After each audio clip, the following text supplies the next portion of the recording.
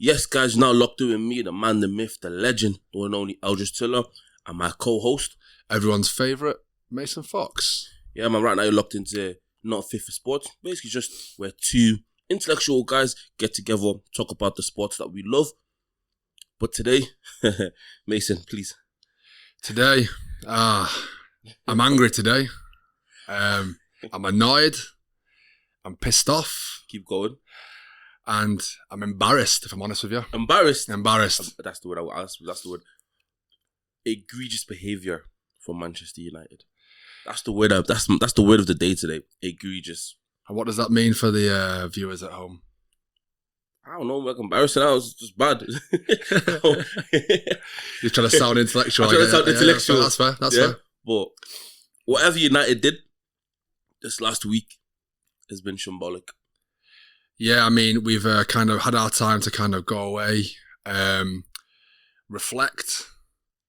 And you know what? And I'm still annoyed. I'm still not over it. I mean, we lost the Europa League final to a terrible team. I know we've not been the best either, but should we start there? I think is that the best? That's the only place to start. I think today, if I'm honest with you. Okay, let's start there. So, where did you watch it? I watched it at the Brotherhood. Same. I watched it at the Brotherhood as well. Big shout out to Brotherhood in Manchester. Yep. Best sports bar in town. The best sports bar in town. Can't lie, there's nowhere better. But we're not sponsored yet, so let's keep on the raps. Working on it. Working on it. Yeah. But yeah, I watched it at the Brotherhood and I never seen a whole room so sad. Not just sad, silent. I feel like it was so silent. Like they couldn't they couldn't understand what was going on either, to be fair.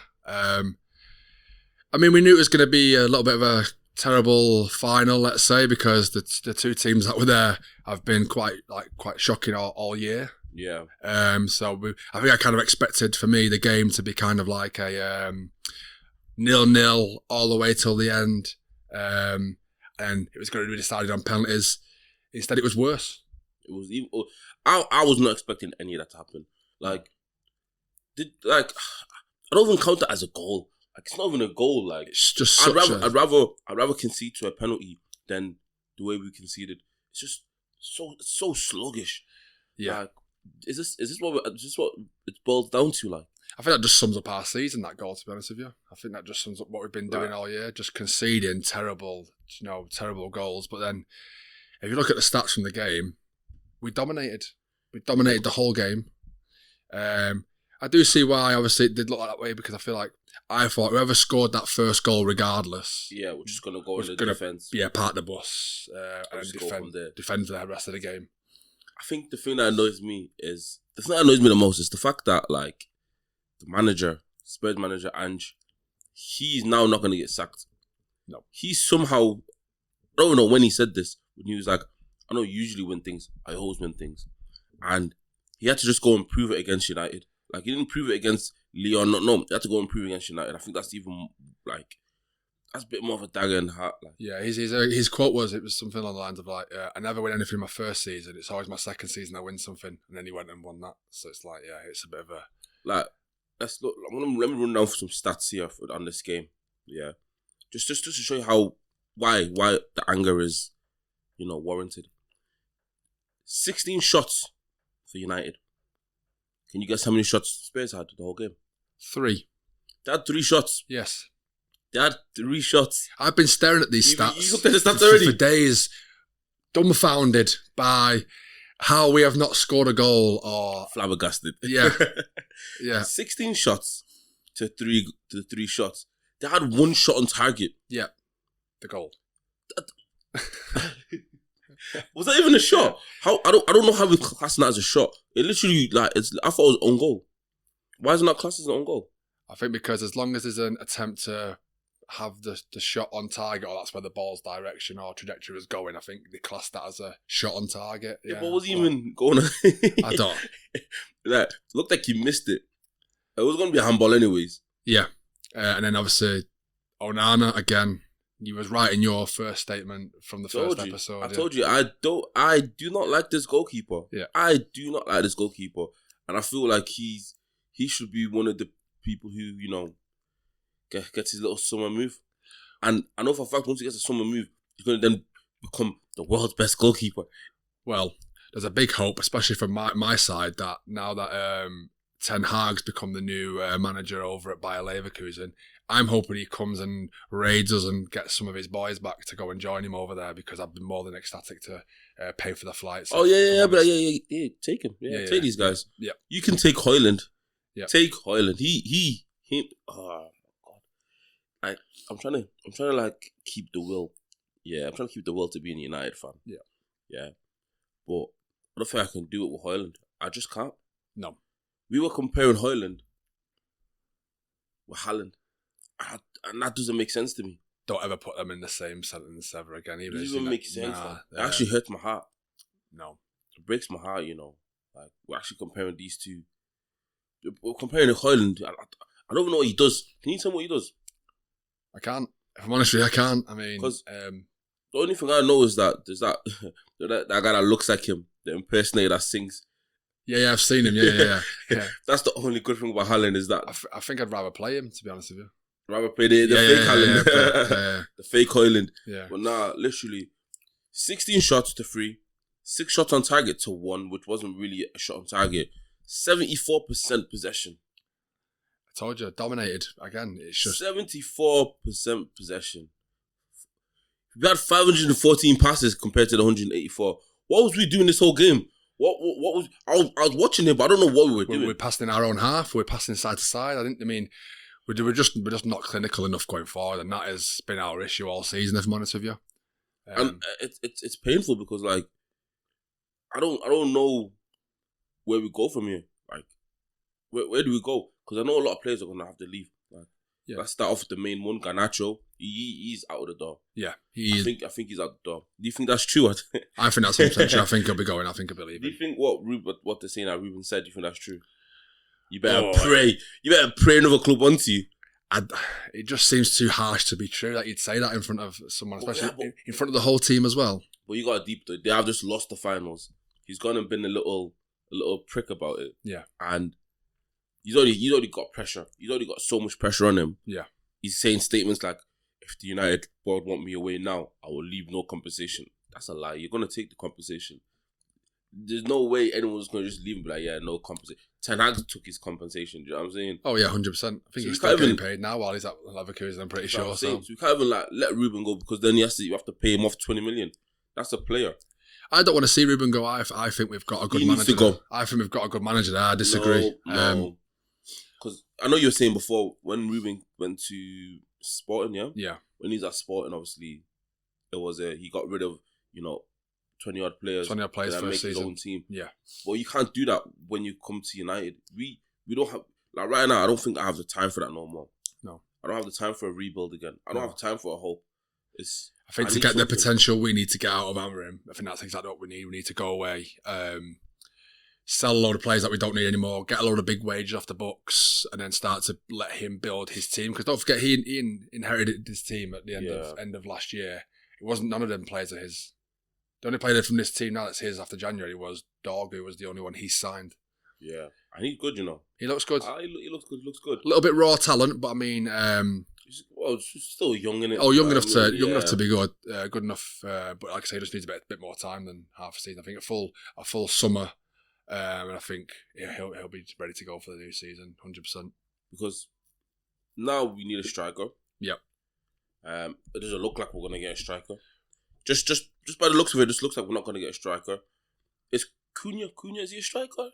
He's more attacking midfield, like a number 10, which is what we've been missing as well. So it'd be nice to kind of get him. Like I say, if Garnacho does go, we've got him to kind of come and slot in maybe on that left, or it means we can drop Bruno, I think, a little bit more deeper, have him playing the actual number 10 role. So there's definitely some, obviously, room to manoeuvre out with that team, I guess. But like I say, we need strikers, we need goals. That's what we're missing. We need that clinical player up front that's going to put the ball in the back of the net, and we're just not good at the minute. So I know we're both angry.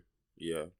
Is there any positives that we can take into next season? I think the only positives I can see, is that we're not in any competitions. We can just focus on trying to get back into the Champions League, or trying to build something. Yeah, I don't want to end up like an Everton, where we're just in the Premier League for the sake of being there. Do you know what I mean? Well, I'll tell you what. After that final, obviously I was annoyed. I was pissed off, if I'm honest with you. And then went away. I thought, all right, I'm going to watch Sunday's game against Villa. We came out like prime Barcelona, just pinging the ball about. And I was like, where has this team been all year? And then I thought, I got positives from this game. We beat Villa, knocked it down to 10 men, and a couple of decisions that went our way. Okay. But I went away feeling positive. Then we've gone on this post-season tour, and then we've just been beat off the all-star team, Asian all-star team, whatever that is. We've been beat off them 1-0. A load of part-time players beating us. No, they actually are part-time players. Yeah, they literally are part-time, and we only had like 2 academy players. Yeah, and the rest were like our 11th. Our starters literally played. No, but then obviously before we came, today to record and stuff, we were 1-0 down against Hong Kong FC, and I was like, what is going on? I'm like, I don't know what's going on. We're having a rooftop, open rooftop parade in the middle of the streets. It's like, what are we celebrating? There's nothing to celebrate. Just have we always done post-season tournaments? I feel like this is the first time I've ever heard seen it, because I'm looking at it and I'm like, why are we doing this? This is not something we should be doing. It screams money to me. Let's go do this to appease fans overseas, or hopefully if they see us coming over, they'll buy more merchandise and all that kind of stuff. It's kind of like, it's pathetic. It is a money grab, innit? It's pathetic and it's embarrassing, if I'm honest with you. I've seen it, yeah. Literally straight after we just lost the Europa League, yeah.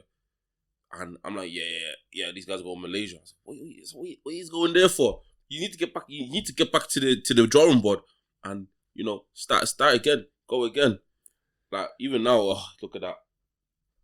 2-1 as we are recording right now. We've just pulled up the score just to have a little check and see what's going on. United scored, yeah. Cheeto with Martin again. Hopefully, maybe he could be the one that could be coming next season. I know he's very, very young, but very young. He's like Bambi, innit? I feel like we need someone else with him, but I mean, like, yeah. I feel like our number one target is going to be Gyökeres. I know we spoke about him quite a lot. But looking at these recent transfers, I really want him, Yeah, I really do want him. I'm a big admirer, but I feel like he's gonna come. It's not going to live up to he's not going to live up to the standards. Ruben's going to get sacked. Yeah. And we're just going to be stuck with him. And he's going to be even more, pissed off because he's come for the manager and the manager's probably going to get sacked by November because of not just Gyökeres, but the team around him. Yeah. Do you know what I mean? Well, that's why this summer's just so important. It's far too important. It's critical this time round, but obviously we've not got the pull of Champions League football to help attract these talents anymore. That's why we needed that win. Yeah. That's exactly why we needed that win. And we didn't get it. And we're stuck now with no European football. Nope. We're literally just... Well, Crystal Palace got European football. They won the FA Cup. They deserved it. Do you know what I mean? Crystal Palace got European football. Like, I still think we're going to pull players just because of the name. I think we'll still do that. Like you said, we've got Cunha. That's done deal. Because of the name and the wages that we offer. Yeah. You still got Casemiro on 350k. Is he going to leave? He is just... He just needs to just leave. And I think it's a bit selfish as now. He's just like, I'm not going anywhere. He knows he needs to leave. Yeah, we're going to shift. We're going to shift a hell of a lot of deadwood off that wage bill. So obviously Eriksen's going, Lindelof's going, Johnny Evans going.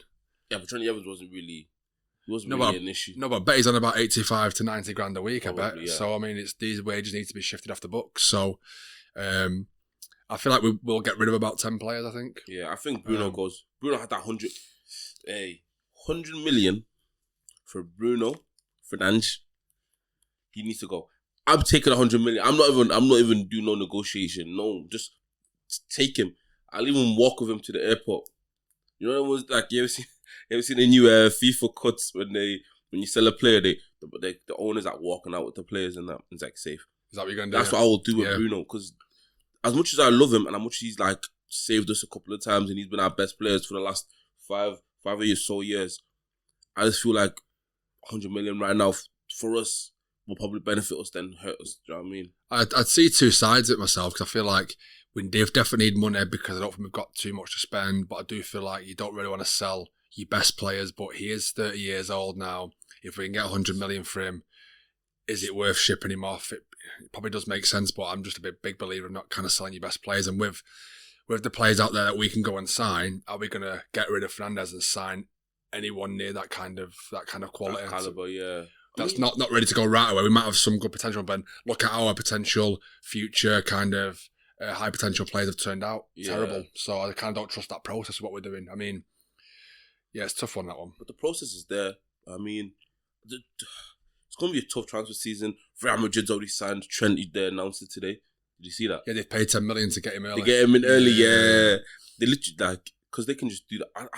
This the thing is, we need to be like Real Madrid, where, if you want someone, we're just going to go get them. As soon as you come knocking, yeah. So, just get them.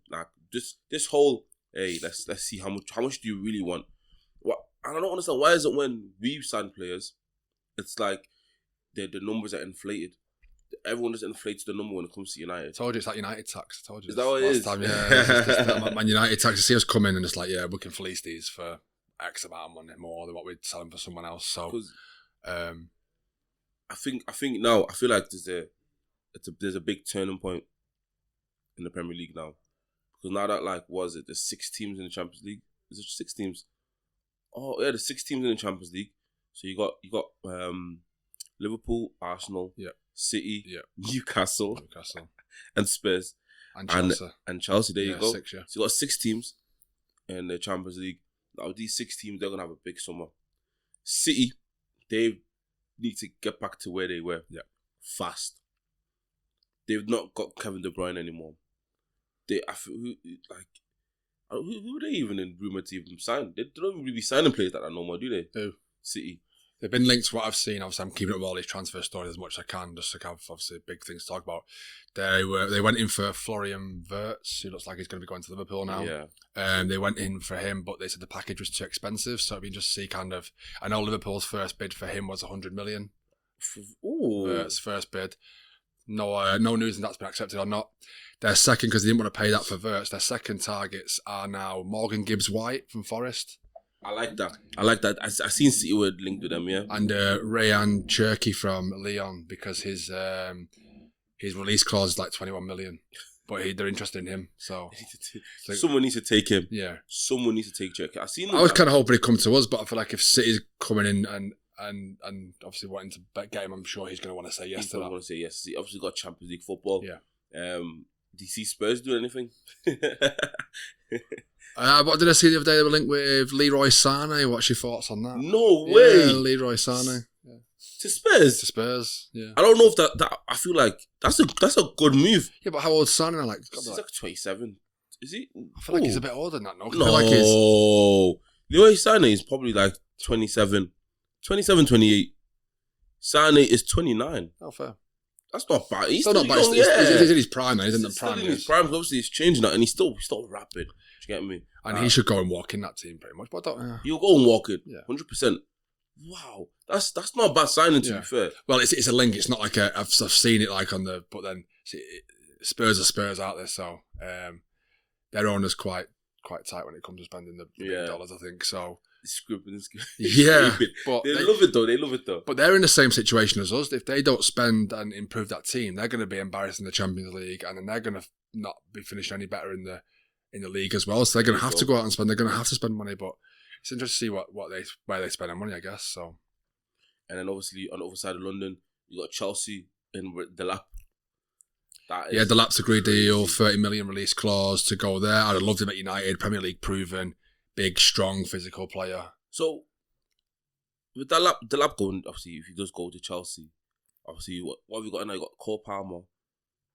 It looks like they're actually going to sign Sancho now. Yeah, it looks like after his goal on Wednesday. Yeah, literally last week we were speaking about Sancho coming back to United, but it looks like they're actually just going to sign him now. I feel like that goal's done as a favour because I feel like they're going to buy him now. Oh, no, it was a good goal though. Yeah, I will give him that. Do you think that he will?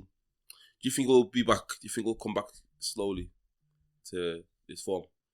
It's tough in that team because I feel like there's so many players. I think if they have a big clear out, and obviously not massive clear, but I feel like their strength in depth is just a bit too much for people to make an impact. Because look at what's happened to Nkunku. He's gone there and he's barely played.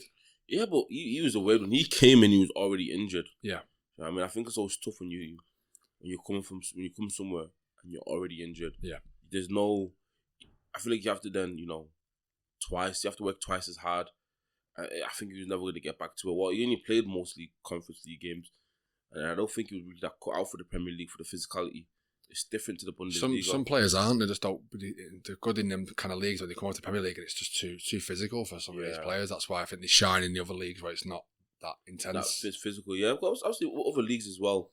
There's other leagues that I've said are a bit more technical than the Premier League. But Premier Leagues are just so physical that some players you can't transform over.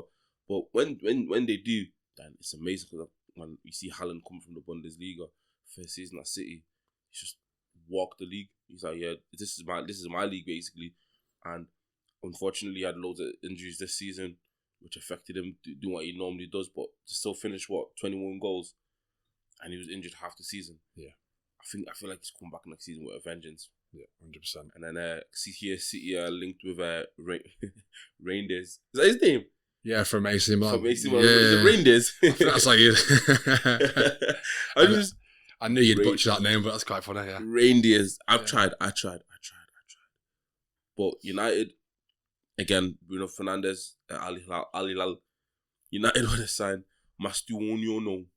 He's a brilliant player, young player from River Plate. Plate. You Yeah. already see? I've seen you already seen all this, yeah. I am all over this, I've told you. And then, what's it called? I've seen Arsenal being linked with Benjamin Sesko, making the first initial talks with him. So again, that's another big striker to market. So it kind of feels like all these teams are picking their strikers. I've seen Liverpool with Ekitike as well from Frankfurt. So I'm hoping that if all these teams sign their strikers that they're after now, no one touches Gyökeres, dare I say it, he's there for the taking for United to go and get him. That's what I think Gyökeres is there for the taking. But maybe I'm reaching, I don't know, but I kind of feel like he's going to be the best fit because he's an Amarin player. I feel like he's going to fit the system. Me personally, if I was him, if I was in Gyökeres' shoes now, I wouldn't go United. You want Champions League football? You want Champions League football. You don't want to waste a year of your football career because you already wasted all that doing all that Coventry, Swansea side quest. Yeah. He's here at the top now. Side quests. Do you know what I mean? He's done that. He's already worked that. When you're playing for Coventry, you're playing for even Swansea, you're working double hard to get to where you need to get to. Do you know what I mean? But I don't think you can go and score that many goals he did in the Portuguese league and then not get picked up by a top club. That's what I'm saying. So, and if he somehow stays there again, it's mad. It's mad. Yeah. And it looks like Arsenal are having a big summer, 51 million, finalising with Zubimendi. That was a deal that was already agreed, I'm pretty sure, in January, I'm pretty sure. Yeah. Done deal, that one, yeah. Have you seen a lot of him, though? I know he's one of the best players at Solskjaer. I know he was one of the best players there. Don't really seen too much of him in regards to, like, playing-wise. I mean, what kind of style he's going to bring. Is he kind of that box-to-box midfielder? Is he the guy that's going to get you 10 to 15 assists? Or is he that guy that's just going to kind of, just do a pretty much all-round job in that midfield? Yeah. But I don't think Arsenal's issues have been midfielders, to be honest with you, as much. I feel like you look at Odegaard and you got Thomas Partey and Declan Rice, and they've got rid of Jorginho. Maybe they're missing a slot there, maybe now. But Jorginho's left. He's gone to Flamengo, I believe. No way, already. Yeah, I liked him. I liked his game. I liked his penalty taking. Yeah, but I think he was just kind of too slow for the game. Like just in terms of just But like I say, I think Arsenal's biggest need is to go get a big number 9 guy that's going to. They need a striker. Someone's going to lead the attack. Get you 15, 20 goals a season. I don't think that's Gabriel Jesus. I don't think that. Well, Kai Havertz maybe, but he's not that out and out that striker. So not a striker. No. Like, we need to stop this narrative. Yeah. That we're putting on him because I don't think he's ever been a striker. That's the thing. I don't think he's ever been a striker. Arsenal signed him to make him into a striker. How much did they sign him for? What, 70 million, 80 million? I think it's right about between 60 to 70 million. A lot of money to sign him. Yeah, and he was already out the door at Chelsea. First of all, I don't know how Chelsea sold Havertz and Mason Mount for the same price. I don't know how he's done that. That's just, I'm never going to get into Chelsea's brilliant business. Yeah, and offloading. It's your best mate Todd Bowley over there, just working wonders. He just knows what he's doing. But like, he's never been a striker. You can't even just. I look at him and he just looks like he just want to shoot sometimes. Yeah, he scored in the finals against City in the Champions League a long time ago, but he's not really done much after that. Do you know what I mean? Yeah, and obviously then talk about Chelsea there briefly.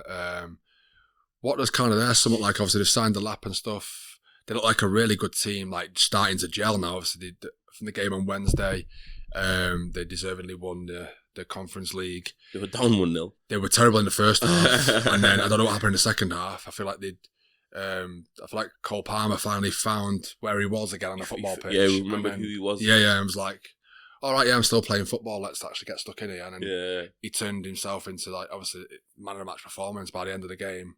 That ball that he played onto Enzo Fernandez's head for that equaliser was just, wow. He's good, you know. Yeah. Did you see Nicholas Jackson's goal?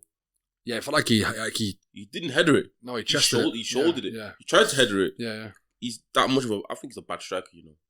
I think he's a bad striker. I feel that's why they've gone out and got the lap. I feel they need like because apart from him, I don't think they've got like a backup or anyone they can bring on. So they kind of feel like they're just they kind of feel like they're just stuck with him. So when they play, it's kind of like, right, well, we've got Jackson up front and that's it.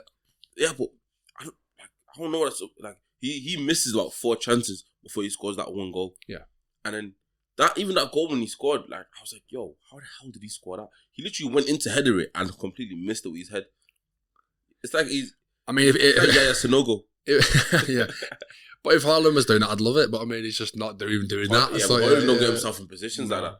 I don't think I've seen him get in positions like that where he can actually score. No. And when he does score, it looks like he scored like in the Champions League finals with that celebration. It's crazy, man. I can't even get into Haaland no more, man. I just can't do it. No, we're moving on. We're moving on from that because, like I said, I started to calm down a little bit there. Kind of revisiting that anger. So we'll. So, where do you think Garnacho ends up? Because he has to leave. I think he has to leave. I think it's only right for him to leave. But I feel like there could be a deal for us to be done with Napoli, either with Garnacho or with Højlund, where we ship one of them off with a little bit of money, and then we just pick up Victor Osimhen, who's waiting to be moved from there. So he's just sat there. I actually forgot. He's someone that he's just sat there waiting to be picked up. He's just sat there. Player of the season over there in Turkey. Yeah. Do you know what it is? Yeah. Do you know what football sometimes? I feel like there's always like stuff that go on behind the scenes. Am I missing something about us, Osimhen? Did he piss someone off in the football world that he's ended up in Galatasaray? Yeah, he done something at Napoli. I'm pretty sure he was refusing to train. I can't remember if it was to do with contract and money and wanting more money, and they basically told him no. So he's like, well, I'm not training or not doing any of this. They just went, right, then we're going to ship you off to Galatasaray on loan just to get you out of the club. So you couldn't come to United on loan? You couldn't do that. Yeah, we couldn't just get him on loan. There's nowhere else he could have went on loan.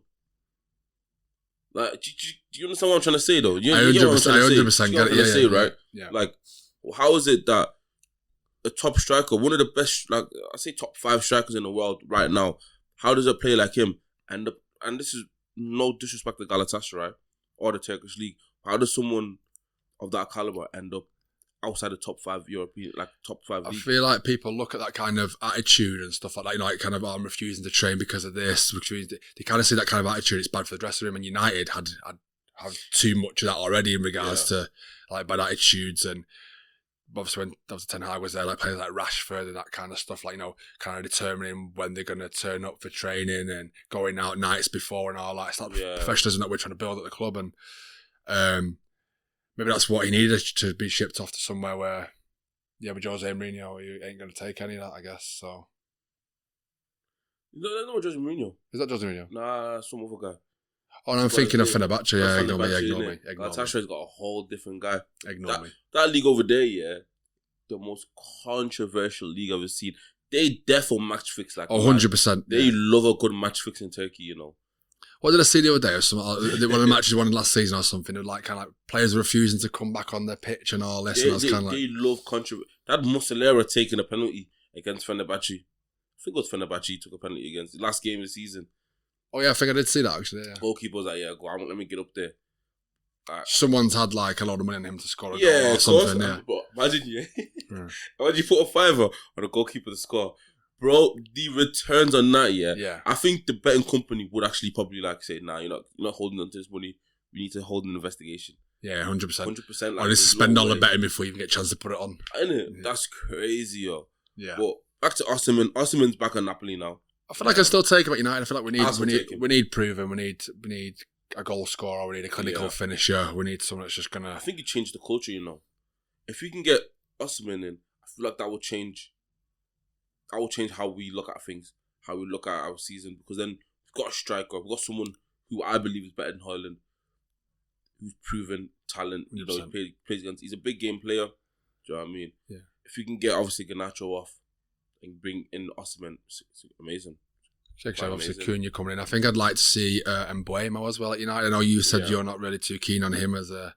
I don't know. I don't watch that much Brentford games, but when I do watch it, he is the star man. Yeah, and he is Premier League proven. And I think my whole thing now as well, I've been trying to say, we need to sign Premier League players. We need to sign players in the Premier League because that's what we need. We can't be signing players from outside anymore. We need the proven Premier League. That's what I think our strategy is looking like a little bit. So that's why I think we might need to maybe buy a striker from that. The lap was one of the ones we're after, but now that he's gone off the market, I feel like we're going to have to look overseas to get a striker in. But Mbeumo last year, like I say, 38 matches, 20 goals, 7 assists. Ooh. We need that in the team. He's only 25 years old. Yeah. He looks like he's 30, but he's 25 years old. Yeah. And it looks like Newcastle and Tottenham are both, fighting for Mike Guehi. Yes.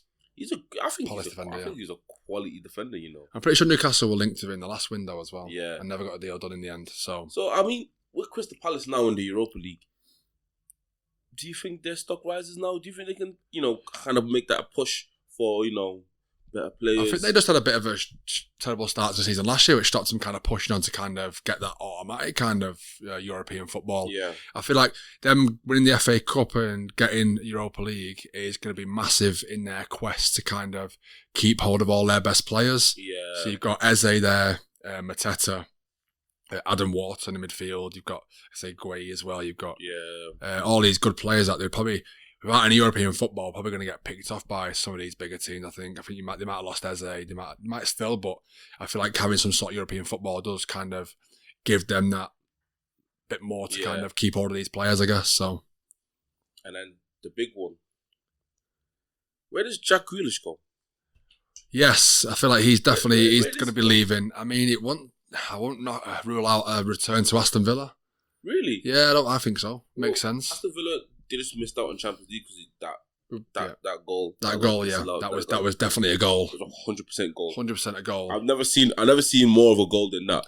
It's such a stupid rule because they're all part of the VAR and stuff, and these waiting 5 minutes after a play to obviously fizzle out is so they can not have issues like this. So you have all these when the player is offside and they wait 5 minutes to blow the whistle and all that kind of stuff. Yet the first time they decide to blow the whistle before the play's even dead, and then let the ball go in the back of the net. Before the ball even touched the back of the net, they blew the whistle, so the play's dead. But the whole point of this VAR and letting these plays carry on is so they can see if it's a goal or not, and then go to VAR and see if a goal should stand or not. So it didn't stand because he blew before the ball went into the net? Yes, so he blew the whistle before the ball was put in the back of the net. So the play's dead from when they blow the whistle, so they can't do a VAR check on it.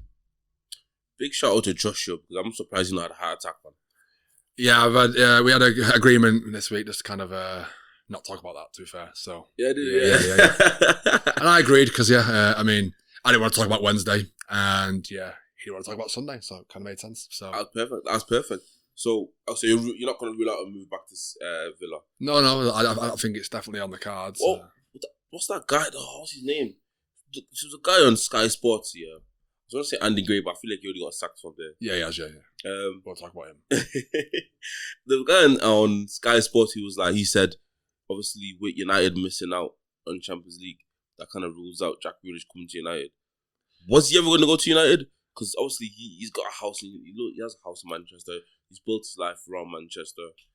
I'd take him at United. I don't think he's going to come to United. I'd take him. I think he's a brilliant player. I feel like he's not his mistake because of what he's won at City, but I feel like he had a chance to choose between United and City. Obviously, he chose City, but I feel like he was more suited to what we were doing at the time rather than what City was doing, I think. Yeah. So it's a shame it's going to end kind of how it's going to end with him over there, but I feel like City are on that kind of, they've had their kind of time with the players that they've had, and they need to kind of do a similar clear out, but more of the aging players. So De Bruyne go in, Grealish should be one to go. Maybe Gundogan goes because he's getting on a bit, I don't know. So I feel like they're kind of trying to bring a bit more youth into the team. So their future looks a bit brighter rather than, I like City. I like where City are going. Obviously, they got, Mamouche, who's a quality player. A quality player, Looks like he's going to be there for a while. Yeah. We're trying to bring in, Morgan Gibbs-White. What do you think about that one? Do you think that one happens? I think he's suiting me. I think like I say, between Gibbs White and Shaky, I think Shaky looks more realistic because of the price. 21 million's not nothing, I guess,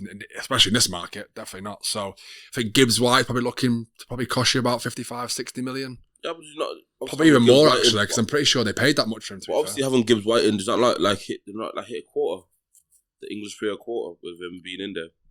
I reckon it adds more value as well. So yeah, of course, 100%. I mean, even with him, I think he will go. He's done enough at Nottingham Forest for him not to be mad at him. European football. European football. What was it, Conference League? Yeah, the relegation battles are last couple of seasons before that. So it's fair, yeah, crazy. I can't lie. I think it's even better for Nottingham Forest to be in the Conference League. I don't think they're ready for Champions League. I don't think they're ready for Europa League. I think the Conference League kind of just suits them. Do you know what I mean? So you can have that little test. Get them back into, weekday playing, like, Thursday or Friday. Get them into that, that routine of, okay, cool, we've got a midweek game now, as well as, the weekend. Because I feel like a lot of players can do it. I feel like if they can go and strengthen as well and grab a few decent players, it kind of puts them in the same thing as me, where I think it puts them as, for me, one of the top. I don't know kind of what teams are in there at the moment. We're obviously still like all the qualifying stuff to happen before the season starts, but I feel like for me, it kind of puts them up there, can be one of the favourites for the tournament, realistically. I know it sounds daft to say, but they've been so good this year in the Premier League. If they can kind of continue that kind of form and bring in a few more players to kind of boost their strength in depth, I feel like they've got a good chance of doing quite well in that tournament, to be fair. Of course. And then let's take it over to Everton. Looks like they'll be losing their star player, Jared Brandtway. I think so. I think he goes. Yeah. I can see him potentially going to whichever team doesn't get Guehi, or I could see him as a Crystal Palace replacement for Guehi maybe as well. So I could feel like if Newcastle miss out, they could go and sign Branthwaite. But I also feel like if Guehi goes to one of these teams that we spoke about there, I feel like Branthwaite could be his replacement at Palace even. I think he goes City, Yeah. Yeah. If either United or City, I think if he goes City, it will be like, remember when Stones came to City? Yeah. It will be like that. It'll just be the return that obviously again in your young player, not proven yet, but then he's that young that he's got that time to mold into one of the best centre backs in the league. And I think if anything, him replacing Stones, probably a great move for him. I don't see United signing defenders of Monty. I feel like our defenders, I know it sounds daft, but we've got enough of them where we either ships them off or we just kind of keep what we've got. Because I don't think I don't think the issues are with our defence as much as everyone thinks. It's more attacking wise for me because they're just not scoring enough goals. So I feel like we've got a good depth of defenders there. I don't feel like we've got Diego Leon coming back as well this year. That South American kid we signed, 17. I think he's 18 now, but we got him coming back at left back. Obviously got Martinez coming back from injury at some point. Got some good players there, I think. Makes sense. And then obviously Angel Gomez, he's free agent. Seen that. Where do you think he lands? I think he's keen on the Premier League move. I don't know where I kind of see him. Maybe an Everton potentially. Yeah, I think so. I can see him at Crystal Palace. I can see him at Crystal Palace, something like that. You know what I mean? Somewhere he can be free, test his feet a bit. You know. Yeah, I mean he's a great prospect at United. Then he went to Lille and done quite well there. I mean, let's see where. I think he's kind of that mid-table kind of team. Yeah. Could also see him at Wolves. Do you know what? I like that. I like that. Because obviously, just lost Cunha. Yeah, could see him at Wolves. To be fair, they literally got 62 million now. Yeah. Do you know what I mean? So they're not, lacking in the funds right now. They're going to have to spend that money because I feel like if they don't spend that money, Wolves, I think they're going to get relegated. They could get relegated. Yes. Yeah. Very, very fast as well. Yes. Very fast. We got Hugo Ekitike. Looking like he's going. Where do you think? Liverpool, I think, has been there with what I've seen. So Chelsea and Liverpool. Again, he was a good prospect. Was at PSG, didn't work out. I feel like they just signed too many players at the time for him to kind of break through. But he's gone to Frankfurt there and he scored loads of goals this season. I'm pretty sure he's scored at least 20 goals, I'm pretty sure. He's a good talent. He's a great talent. Obviously, I think he'll suit Liverpool a bit more. Obviously, if Liverpool do end up trying to get rid of Darwin Núñez. Yeah. Don't know. I don't. Darwin Núñez might go Barcelona. Is it Barcelona who's linked with? It's tough because I don't think Barcelona got much to spend, but I felt they're heavily linked with Rashford as well. 40 million. So I've seen that. So Barcelona actually linked with Rashford and Luis Diaz. Yeah, I've seen that. Yeah, that's the two players that they're linked with. I do get that because I feel like if Liverpool do sign Wirtz, it's another attacker for them. Where I've already feel like got loads of strength and depth in attackers. If you look at their front line and what they've got quite a lot of talent there. So they've got Jota, Gakpo, Diaz, Harvey Elliott can play up there, Salah. Got all these players. Szoboszlai as well plays that number 10 role as well. It's kind of too many players across that front line where it's kind of like, I feel like if they want to sign someone else, they're going to have to get rid of things. So. And also you got Rashford. He is the main guy now to leave. Where do we see him go? Barcelona. I feel like that's the kind of that's where he's set on going. I don't know if that's going to pan out, but I mean, he's set on going Barcelona. Yeah. Barcelona want you. Yeah, that's it. Yeah.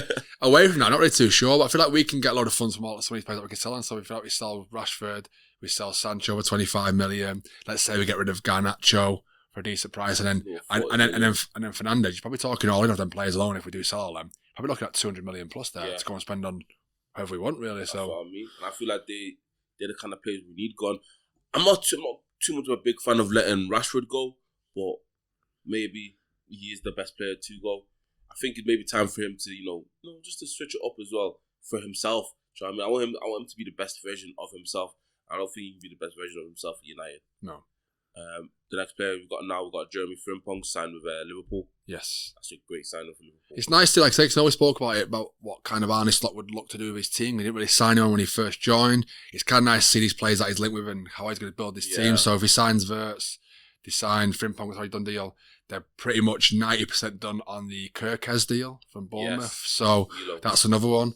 But they're looking to kind of replace and look at positions where they are aging. So right back, they've lost Trent. They bring in Frimpong, perfect. Left back, Robertson, aging, 30, 31. Yeah. So they need someone coming through to kind of make that transition when that does have to happen.